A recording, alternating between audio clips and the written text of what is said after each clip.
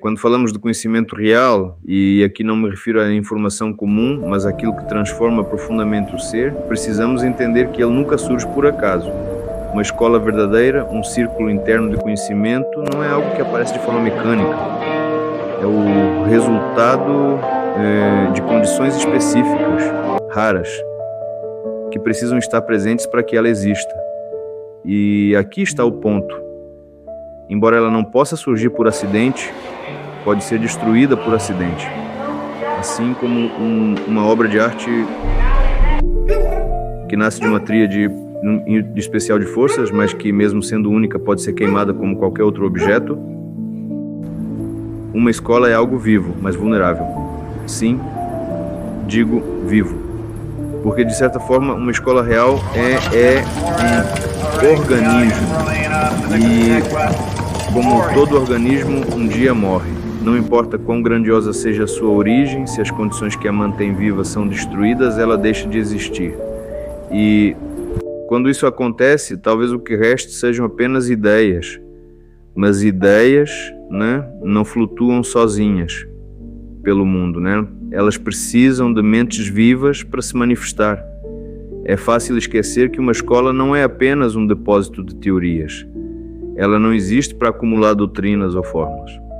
Seu propósito é ensinar como aperfeiçoar o ser.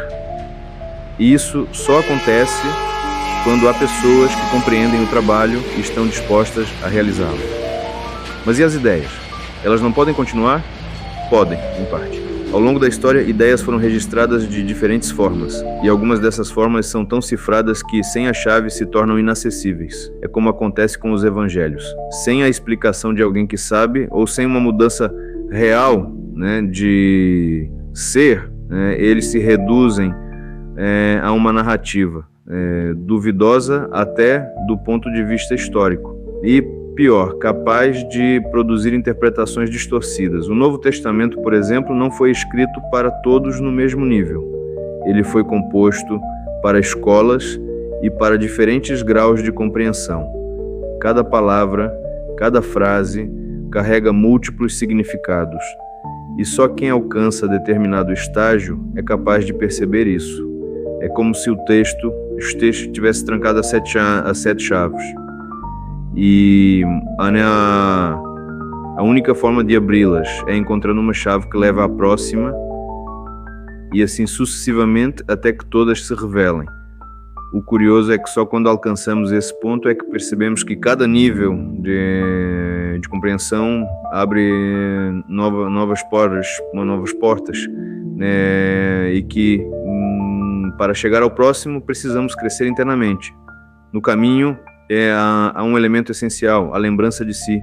Essa prática, presente em toda parte e em todos os tempos, é às vezes chamada por outros nomes, especialmente nas tradições religiosas. Não é uma tarefa arbitrária imposta ao estudante, é uma etapa necessária no desenvolvimento humano. E, embora muitos não percebam, Cristo falava disso o tempo todo. Em suas palavras, encontramos frases como vigiai ou não durmais, não ter convites claros para não nos perdermos no sono psicológico. Agora, é importante fazer uma distinção. Quando falamos de religião na forma institucional, entramos em um campo diferente. A religião, no sentido comum, baseia-se na fé. E a fé, no trabalho sobre si, não é o ponto central. Não é mesmo assim? Cada religião ela contém diferentes níveis de profundidade. Podemos encontrar dentro do mesmo credo tanto o aspecto superficial e popular, quanto um núcleo mais profundo, reservado para poucos. É por isso que, muitas vezes, não existe realmente um conflito entre religião e sistema. O que existe são diferenças de nível. Se conhecemos apenas uma religião de nível inferior e nos deparamos com um sistema mais elevado, é natural que surja tensão. Mas essa tensão não é entre as doutrinas, e sim entre os graus de consciência de quem as pratica. Gurdjieff costumava responder, quando lhe perguntavam sobre o cristianismo, que tudo dependia de como se compreende a mensagem. Se para você o ensinamento de Cristo é uma chamada para a ação para fazer ou deixar de fazer algo de forma consciente. Então isso é cristianismo esotérico. E olhando sem o sentimentalismo moderno, é possível ver que o cristianismo original é profundamente exigente. O caminho é estreito, difícil e apenas poucos conseguem percorrê-lo. Outro conceito que costuma gerar confusão é o do absoluto. Muitos o confundem com Deus, mas no sentido do trabalho, o absoluto é o princípio que está por trás de todas as coisas. E ele não pode fazer algo por nós. Não é a quem se ora, nem com quem se estabelece uma relação pessoal. Se queremos falar de Deus como algo que atua diretamente em nossa vida, precisamos pensar em outros níveis dentro do raio de criação. O absoluto está no topo e sua relação conosco é indireta, passando por diferentes mundos e leis até chegar ao nosso. E aí chegamos a um ponto crucial. Se estamos tão distantes desse nível absoluto, o que realmente podemos fazer?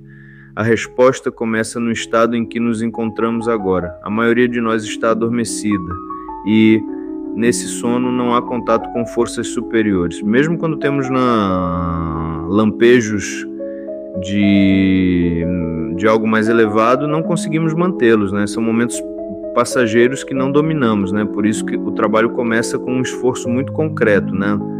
Lembrar-se de si, né? Não se identificar, conquistar algum controle sobre si mesmo. Esse esforço, né, não é teórico. Não se trata de buscar irritações ou extremos para provocar mudanças. O verdadeiro trabalho é gradual, feito de pequenas observações e modificações de hábitos, que aos poucos mudam nossas maneiras, se conectam a um processo que Gurdjieff descreveu com clareza, né? Primeiro devemos perceber que estamos dormindo, depois devemos despertar. Quando despertos devemos morrer, e só então poderemos nascer. Morrer, nesse sentido, é deixar de existir como o eu mecânico que acreditamos ser. E isso só pode acontecer depois do despertar. Morrer no sono não serve para nada, porque não há consciência para nascer de novo. Até aqui, falamos sobre as escolas, o estado humano, a lembrança de si, a relação com a religião e o absoluto. Mas existe um elemento que une tudo isso em um só símbolo, o Pai Nosso. E é aqui que começamos a entrar em terreno ainda mais profundo. O Pai Nosso é uma das orações mais repetidas do mundo. É dito em dezenas de línguas, memorizado desde a infância, recitado em cerimônias e momentos íntimos de fé, mas justamente por estar tão presente, poucos se perguntam o que realmente significa. Essa oração, que muitos tratam apenas como um costume, foi apresentada para substituir inúmeras orações inúteis. Ela tem uma construção única, deliberada, e uma das maiores chaves do seu mistério. O Pai Nosso está organizado em 3 partes, cada uma com 3 súplicas. É uma tríade multiplicada por 3. Se olharmos para as 3 primeiras súplicas como um conjunto, algo começa a mudar na nossa percepção. Pai Nosso, que estais no céu, santificado seja o vosso nome. Venha a nós o vosso reino, seja feita a vossa vontade, assim na terra como no céu. Na primeira súplica, a palavra-chave é céu. Mas o que significa aqui, no céu? Do ponto de vista do raio de criação, céu não é a atmosfera, nem as nuvens. É um nível superior, acima da terra, onde atuam forças e inteligências que estão além da nossa escala comum. O Pai Nosso nos convida a nos voltarmos a esse nível, não ao que está no nosso chão cotidiano. Ao dizer, santificado seja o vosso nome, expressamos o desejo de desenvolver uma atitude correta em relação a essa inteligência superior, um respeito e uma compreensão mais profunda de sua natureza. E esse desejo não é apenas individual, refere-se a toda a humanidade. Na segunda súplica, venha a nós o vosso reino, há a expressão de um anseio pelo crescimento do esoterismo vivo na Terra. o reino dos céus não é um lugar distante ou um estado pós-morte, mas a manifestação da parte interna e consciente da humanidade, regida por leis superiores. Na terceira, seja feita a vossa vontade, assim na terra como no céu. Está o desejo de que a nossa esfera terrestre se alinhe com um nível mais elevado, onde reina a ordem da inteligência superior.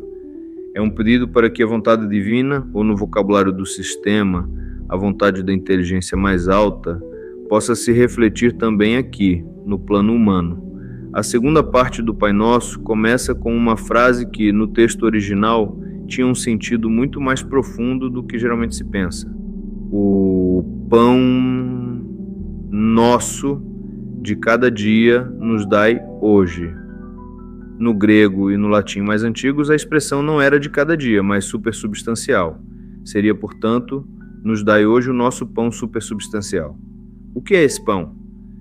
Não é apenas o alimento físico, é o alimento espiritual, as influências superiores, o conhecimento que nutre não o corpo, mas o ser é o hidrogênio mais fino que sustenta os níveis mais elevados da nossa constituição interior. Em seguida, a oração traz: perdoai as nossas dívidas assim como perdoamos aos nossos devedores.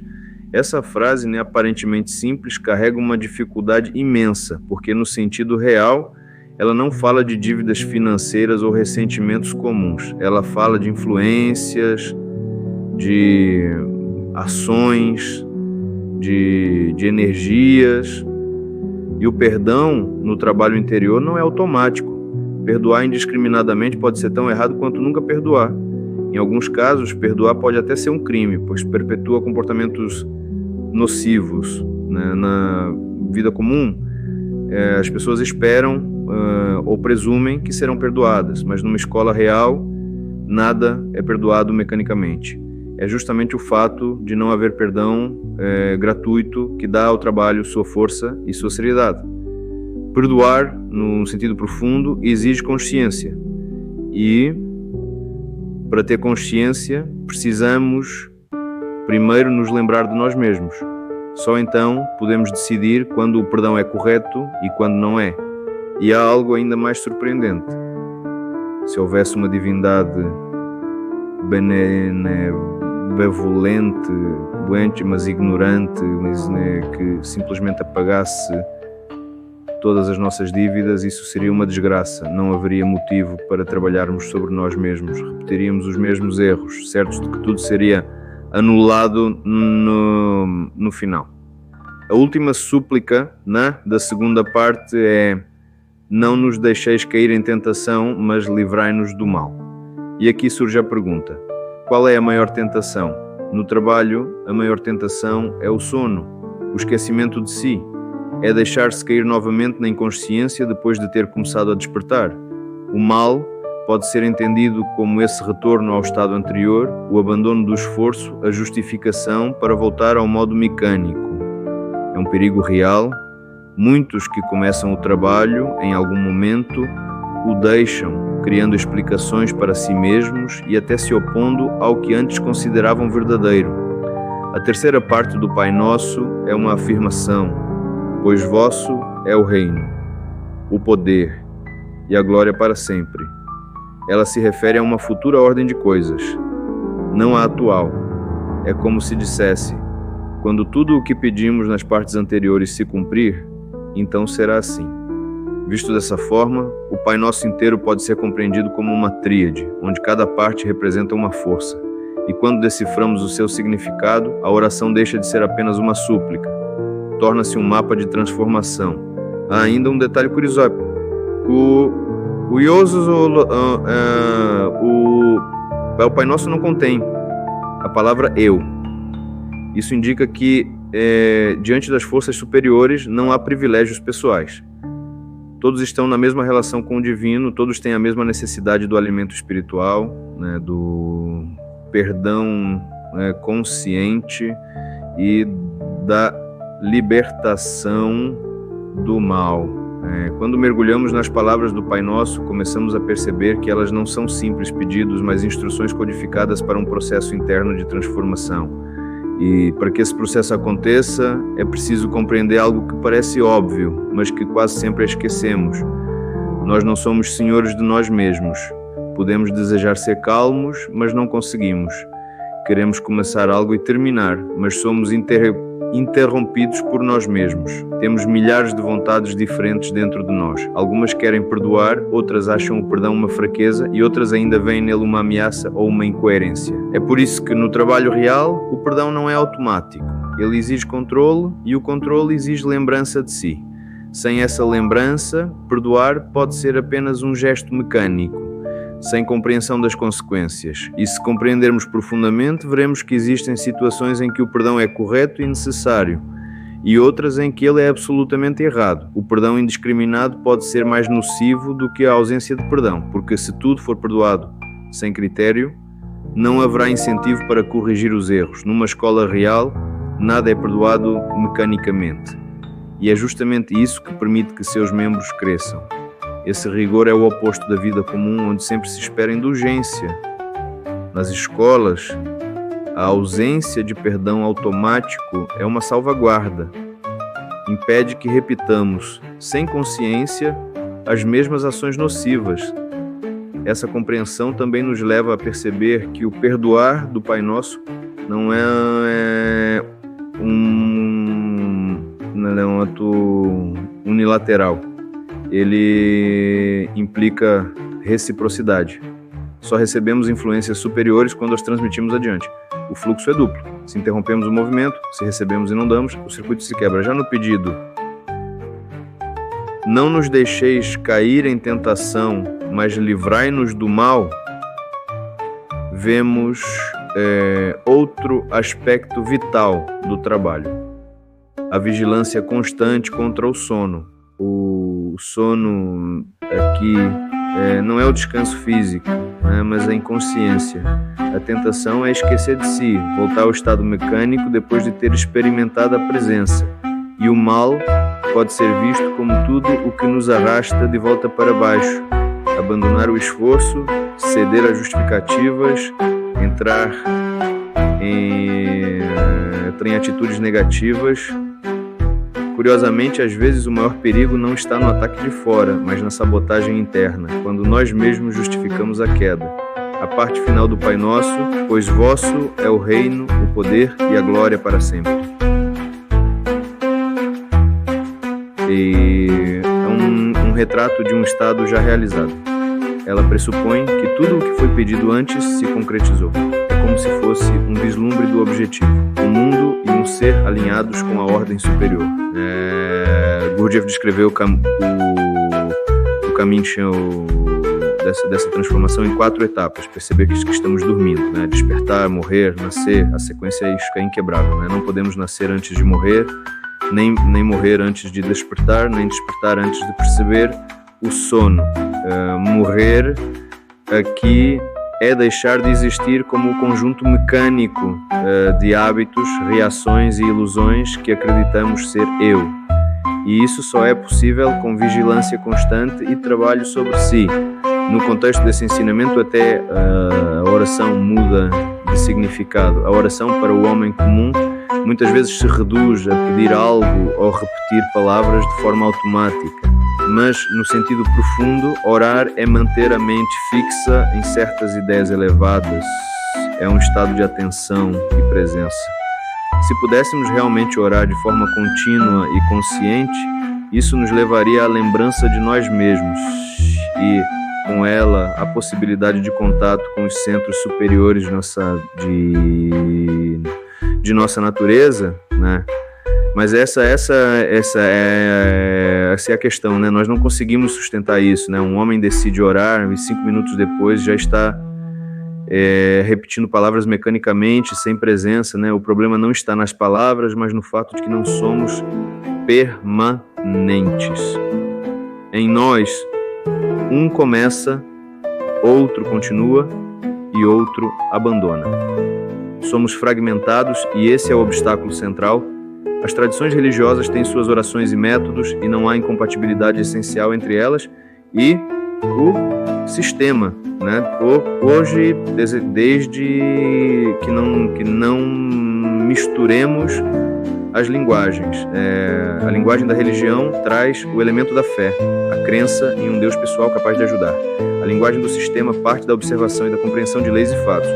Se confundimos essas duas abordagens, criamos um terreno nebuloso onde nenhum dos dois lados funciona plenamente.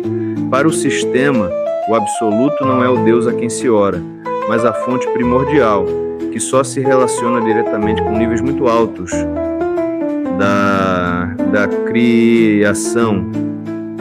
Entre nós e ele há uma cadeia de mundos, cada qual com suas leis e consciências, que gradualmente se afastam dessa origem. Nesse sentido, podemos escolher em que nível colocamos o Deus com quem nos relacionamos. Mas devemos entender que, para que essa relação seja real, algo em nós precisa estar afinado com esse nível. E isso exige mudança de ser. Para compreender a profundidade do Pai Nosso e de suas implicações, é preciso dar um passo atrás, né, e olhar para um mapa maior, né, o raio de criação. No sistema, né, seu universo não é visto como um caos de corpos celestes soltos no espaço, mas como uma estrutura ordenada, né, uma hierarquia de mundos, cada qual com leis específicas. No topo está o absoluto, a fonte de tudo, mas tão distante do nosso nível que não podemos ter relação direta com ele. Do absoluto, o raio de criação se desdobra, passando por mundos cada vez mais densos e submetidos a mais leis, né, galáxias, sóis, planetas, até chegar à Terra, à vida orgânica e, por fim, ao ser humano. E aqui está algo fascinante. Cada mundo dentro desse raio pode ser visto como um Deus para o nível imediatamente inferior. O Sol, por exemplo, é Deus, né, para os planetas. A Terra para a vida orgânica. E assim por diante. Tudo isso compõe uma cadeia de interdependência e influência. Mas na nossa compreensão comum de monoteísmo ou politeísmo, esses níveis são misturados e a ordem dessa hierarquia se perde, né? Quando no Pai Nosso dizemos Pai Nosso que estás no céu, o céu, né, não é apenas um símbolo poético, ele se refere a níveis superiores no raio de criação. E céu, né, não é algo que possamos encontrar dentro do nível terrestre, é uma esfera acima, né, da nossa, governada por leis mais sutis e menos numerosas, onde a influência direta da inteligência superior ainda atua. Mas há mais detalhe, né, no raio de criação que intriga. Na oitava lateral, né, que começa no Sol, a oitava que se relaciona com a vida orgânica, existem duas notas completamente desconhecidas para nós, o Si e o Dó superiores. Não temos material suficiente para imaginar o que acontece nesses pontos, mas é justamente aí que talvez se localize o Pai do Céu, de que fala a oração. Essa estrutura também explica porque o Pai Nosso começa com súplicas que não têm nada de pessoal. Pai Nosso, santificado seja o vosso nome, venha a nós o vosso reino, seja feita a vossa vontade. Tudo isso expressa o desejo de alinhar a humanidade, né, como um todo, com essa ordem superior. Não é uma lista de pedidos para resolver questões privadas, né? É um chamado para que a Terra e os homens entrem em harmonia com o plano mais alto. E aqui encontramos um ponto-chave do sistema, a lei de 3. No universo, tudo o que acontece é resultado da interação de 3 forças: ativa, passiva e neutralizadora. Nada se manifesta apenas com 2 forças. No Pai Nosso, as 3 partes, cada qual com 3 súplicas, formam um conjunto que pode ser visto, né, como 3 forças agindo em harmonia. Mas a relação entre essas forças não é fixa, ela muda conforme o centro de gravidade da nossa atenção. Por isso, a oração não é um código mecânico, ela é viva. E sua interpretação muda conforme o ser que a pronuncia. Ao ler o Pai Nosso de forma mecânica, perdemos essa riqueza. Mas ao compreendê-lo dentro da estrutura do raio de criação e da lei de 3, ele se transforma em um roteiro, né, para elevação da consciência, né? Cada súplica é um degrau e todas juntas formam uma escada que liga o nível humano ao nível superior. E há ainda outro aspecto essencial. A tríplice divisão da oração não é apenas um artifício literário. O trabalho interior, as tríades representam combinações de forças que produzem resultados específicos. A primeira parte do Pai Nosso trata das condições que podem surgir no futuro, uma transformação da ordem atual. A segunda parte aborda com condições presentes, né, aquilo que precisamos receber, dar e vigiar agora. E a terceira parte antecipa a consumação, o estado final de realização, quando o reino, o poder e a glória já se manifestam plenamente. No fundo, toda essa estrutura serve para nos lembrar de algo que o sistema repete incessantemente. Nada acontece por acaso no caminho real. O nascimento de um estado superior de ser exige condições, leis e forças específicas atuando junto. Do mesmo modo que uma escola verdadeira não nasce mecanicamente, uma transformação interior também não acontece sem a ação combinada das 3 forças. O Pai Nosso, então, não é apenas uma oração, né? E diagrama vivo. E, como todo diagrama do trabalho, ele só se revela por inteiro quando o ser que o contempla está pronto para perceber suas chaves internas. Cada chave abre outra, até que no final todas as 7 fechaduras mencionadas se abrem. E quando isso acontece, o sentido da oração deixa de ser um pedido dirigido ao alto para se tornar um estado de alinhamento com o próprio movimento da criação. Entre os símbolos que atravessam diferentes tradições espirituais, há um que se repete com insistência: a semente que precisa morrer para dar origem a uma planta. No Novo Testamento, essa metáfora aparece algumas vezes e é fácil aceitá-la como um ensinamento poético sobre transformação. Mas, para Gurdjieff, a frase não estava completa quando aplicada ao homem. Ele dizia que no trabalho sobre si, essa imagem precisava ser expandida, detalhada, quase como um mapa de processo. O caminho começa com uma constatação: estamos dormindo. Esse sono não é apenas físico, mas psicológico, uma ausência de consciência real de si mesmo. Enquanto não percebemos que estamos nesse estado, nada pode começar. É como estar perdido no meio de uma floresta e nem se dar conta disso. Não há motivo para procurar a saída se acreditamos que estamos em casa. O segundo passo é despertar. Despertar significa passar de uma vida mecânica, movida por hábitos e reações automáticas, né, para o estado de presença consciente. Esse momento pode vir em lampejos, né, como clarões breves, mas no início não conseguimos mantê-lo por muito tempo. Ainda assim, esses vislumbres mostram que é possível viver de outro modo. O terceiro passo é morrer. E aqui está a parte que mais assusta. Morrer, nesse contexto, significa deixar de existir como o eu, ilusório, feito de identidades temporárias, opiniões herdadas, mecanismos repetitivos. Esse eu mecânico precisa desaparecer para que algo novo nasça. Mas há um detalhe crucial: morrer no sono não serve para nada. Se não houve despertar, essa morte é apenas a dissolução inconsciente, não cria nada de novo. Só depois vem o caos e o Vedim com os Faryashars, quarto passo, nascer. O nascimento, no sentido do trabalho, é o surgimento de um eu real, permanente, enraizado na presença e conectado aos centros superiores da nossa natureza. É o início de uma vida completamente diferente, né, regida por outras leis. Esses centros superiores, o emocional superior e o intelectual superior, eles são parte de nós, mas estão inativos enquanto permanecemos no sono. Eles têm capacidades que os centros comuns não possuem. Compreensão direta, visão objetiva, percepção além do tempo linear. O problema é que, no nosso estado habitual, não conseguimos acessá-los. Ou estamos adormecidos e nenhuma influência superior nos alcança, ou estamos negativos, distorcendo tudo o que recebemos.